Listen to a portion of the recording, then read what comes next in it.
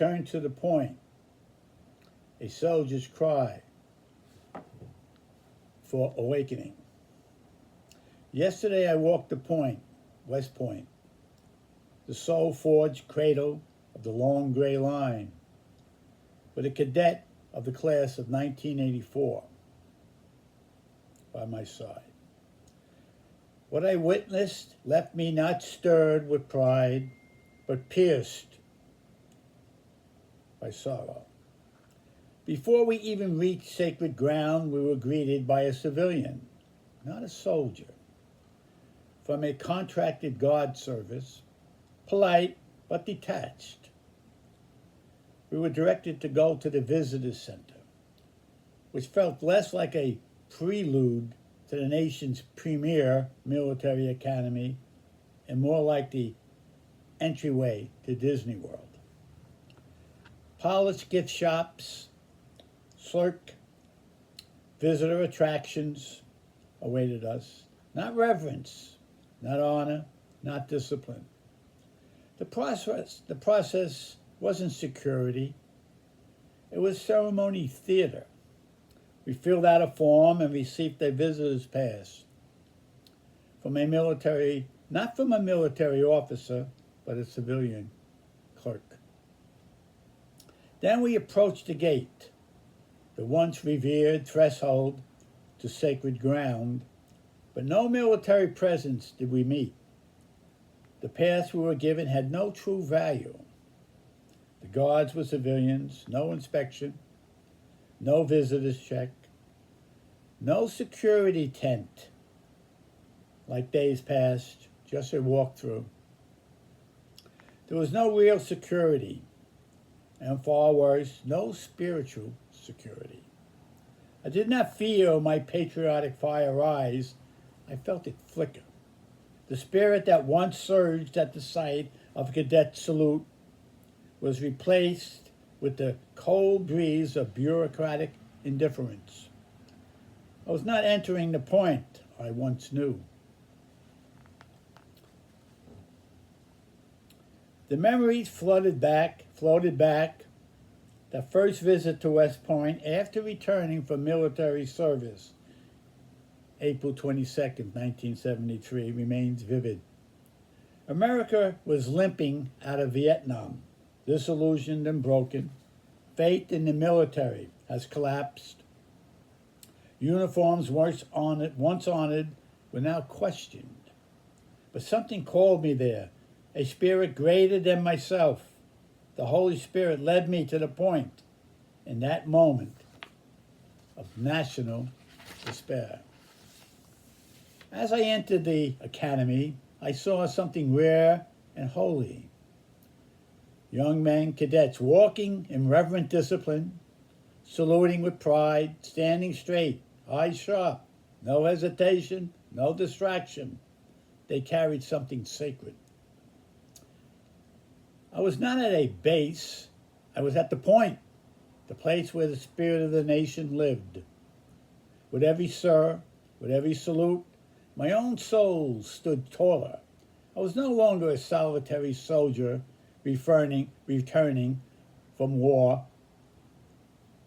I served, by the way, in Germany. I was now walking among those who carried the torch forward. My soul cried out, the defeated spirit of America has not entered here. With each visit in the years that followed, sometimes once, sometimes twice a year, for 2 decades, I returned to the point with the man who gave me life, both biologically and spiritually, my soldier dad. He wasn't raised with ease, taken from an orphanage at 8 years old, shining shoes, selling bananas, to a CCC camp during the Depression to fight forest fires, because the government already knew a great war was coming. Then came the jungles of Panama, then the jungles of the Pacific. He was a Bushmaster, part of the legendary 158 Combat Infantry Regiment team. handpicked by General Douglas MacArthur to do the impossible. The Bushmasters were jungle warriors before anyone knew jungle warfare was coming. Their exploits in World War II are carved into military history. MacArthur said of them, "Give me 10,000 men like the Bushmasters, and I will conquer the world." These were not ordinary soldiers. They were shadow warriors, elite, deadly righteous. My dad never bragged. He carried his memories like quiet metals etched in his bones. And so we returned together year after year, two soldiers, two spirits, one bloodline, one sacred place at the point. We met not just each other, we met ourselves. We always ended at the statue of General Douglas MacArthur, towering in bronze. No sword, but spirit alive. Beneath him, these words still echo throughout the ages. Duty, honor, country. Those three hollow words reverently dictate what you ought to be, what you can be, what you shall be. Each time I read them, I remember why I put on a uniform, why I marched, why I saluted, why I returned. MacArthur didn't speak to the moment. He spoke to eternity. He was not just a general. He was a moral compass, a warrior philosopher, a father to the disciplined heart. He was the one my own father, tough and battle-hardened, revered with childlike admiration. Those walks weren't routine. They were rituals. They fused our spirit. As I grew in my own spiritual awareness, some call it be born again, I recognized something deeper. Our unity at the point wasn't just father and son. We were soldier to soldier, man to man, soul to soul. The point became our meeting place of eternal identity. It was where my earthly father and I discovered our spiritual lineage, one marked not just by genes, but by sacrifice, purpose, and a divine calling. And so yesterday I turned once more, but this time my soldier dad was in heaven. I walked the point with a brother in arms from the class of 1984. And while his company was strong, the spirit of the grounds was different. Gone were the full cadets of the Corps. The yard was quiet. Only a few plebes were in basic. Energy was subdued. But worst, the civilization of the entry experience, the loss of visible order, security, protocol, whispered of something more troubling. There was no inspection tent, no alert posture, no presence of guardians who carried the weight of duty. The point, the place that once raised my spirit as high as the hustling flows strong, felt dulled by the civilian bureaucracy and commercial fluff. Let me be clear, this is not the fault of the cadets. Those young men and women, the few I saw, carried the same sharp glaze and sense of duty I remember. They are still there, but they are now surrounded by a new world. What has changed is the spiritual leadership around them. What has changed is the atmosphere of reverence. What has changed is the sense of sacredness at the gates. I do not say this in anger. I say this as a call, as a triumph to the wilderness. Bring back the spirit of the point. Bring back the MacArthurs, the Eisenhowers, the Petraeus. Men who don't just serve, they embody duty, honor, country. As goes the point, so goes the nation. The weakening of the spirit at the point mirrors the tremors across our country. Institutions are hollowed by commercialism. Reverence is replaced with convenience. Discipline is being drowned by distraction. Civilians replace warriors at the gate. And so I say this with love and urgency. The United States needs an awakening, and so does the point. Not just a policy reform, a spiritual reformation. Let the gates be guarded by warriors again. Let every visitor pass through with respect and be greeted with respect and with understanding purpose.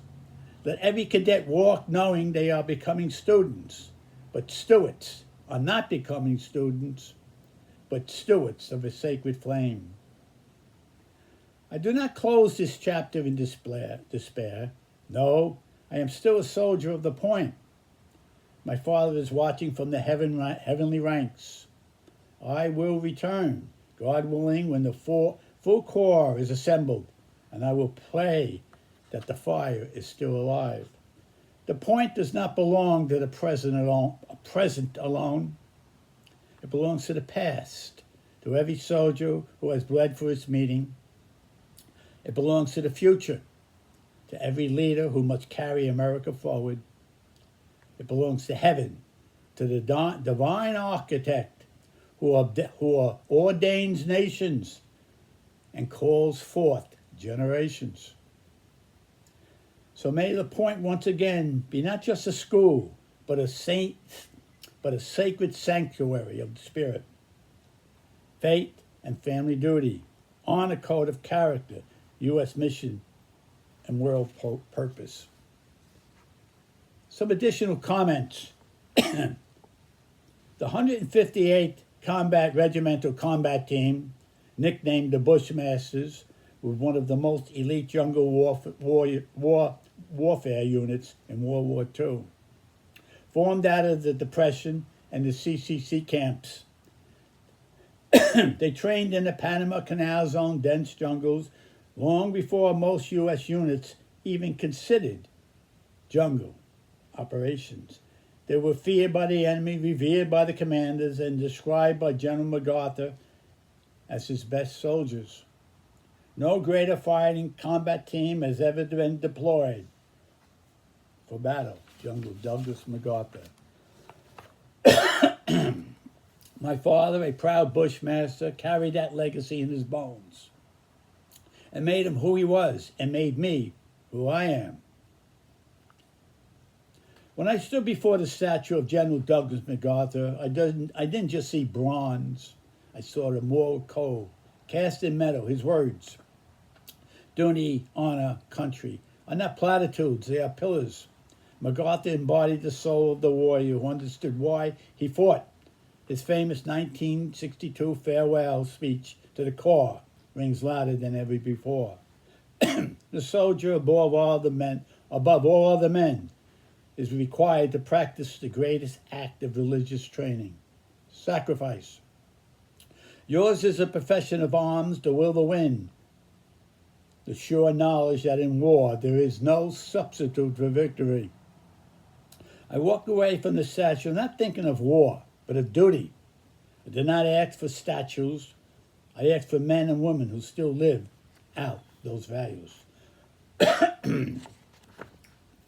I speak here not just as a veteran, but as a son. Every walk with my dad at West Point was more than a ritual, it was a healing.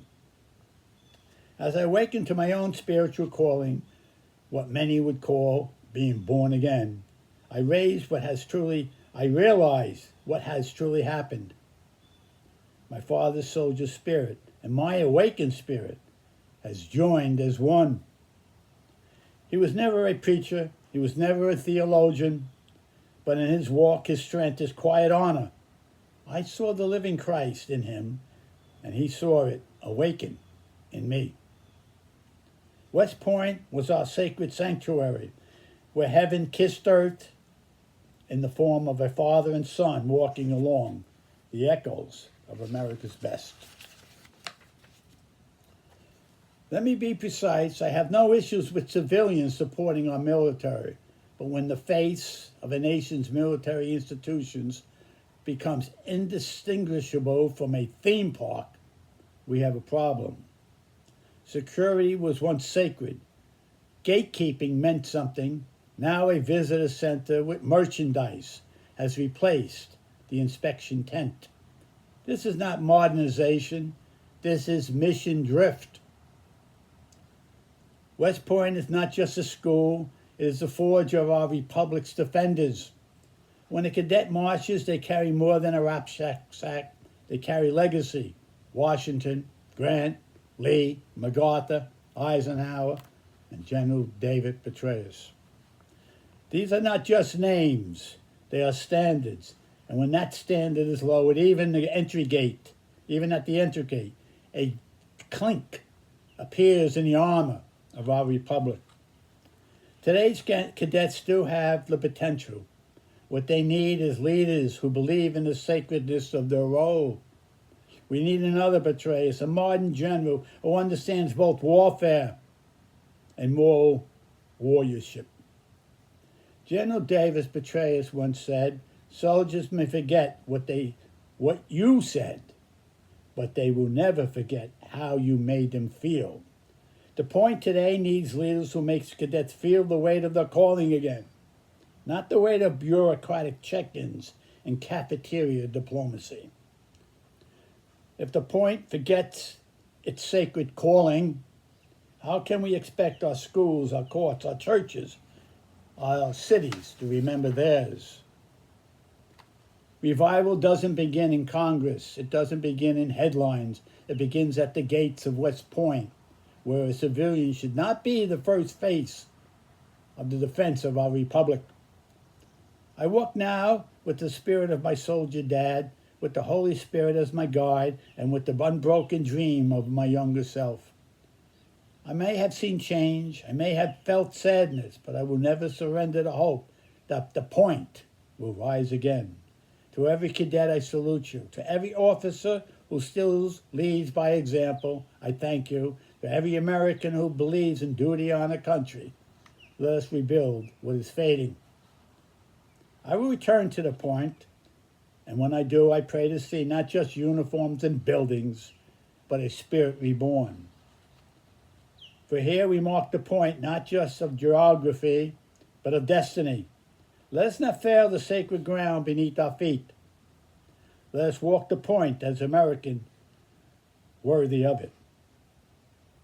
Edward F. Moore, soldier son of a bushmaster, spiritual witness of the point. God bless the cadets of the point. God bless America. And God bless our destiny to bring peace with his individual freedom to the world.